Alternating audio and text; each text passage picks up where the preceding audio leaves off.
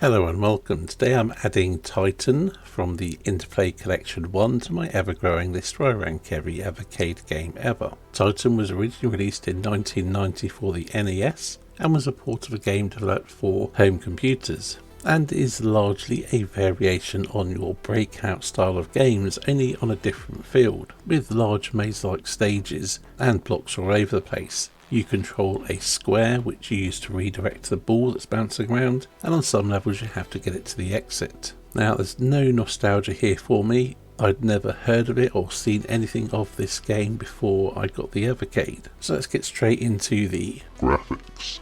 The graphics are perfectly functional, but they're also quite basic. There's, backgrounds, and they're tiled, and they exist, and they're static. The ball looks like a steel ball.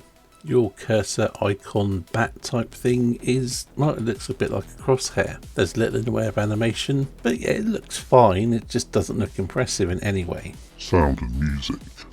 Like the graphics, the sound is functional. There's no memorable music, the sound effects are basic, there's a little in the way of audio cues.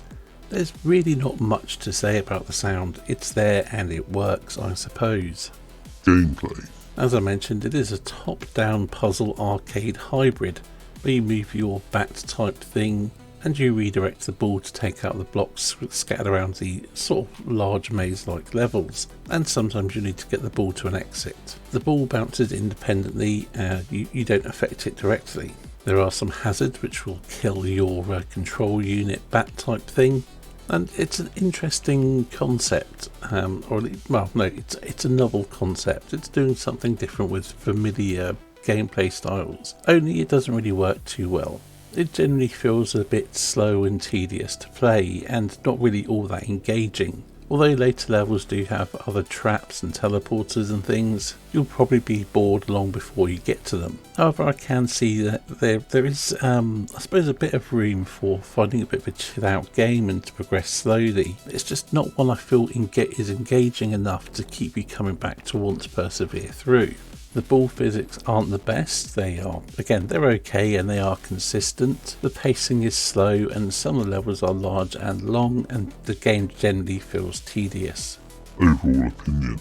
It's functional and not that exciting, although I can see why some people might get a bit of might be able to enjoy it as a chilled experience, but like I said, I just found it tedious, to be perfectly honest. I played enough to get footage for this video, but I had no desire to see it through to show off the later levels. Although I didn't even bother to check to see if I had any save states of later levels, but I really didn't fancy playing it to any great extent to get the footage. But all that said, while it is tedious, it is perfectly functional. Ranking. Placing it on my overall ranking list of every Evercade game ever, I've elected to put it above Bad Street Brawler, but below World Games, placing it at 340 out of 396 games that I've ranked so far. Anyway, that's enough for this video. Thank you for watching, and I'll see you in the next one.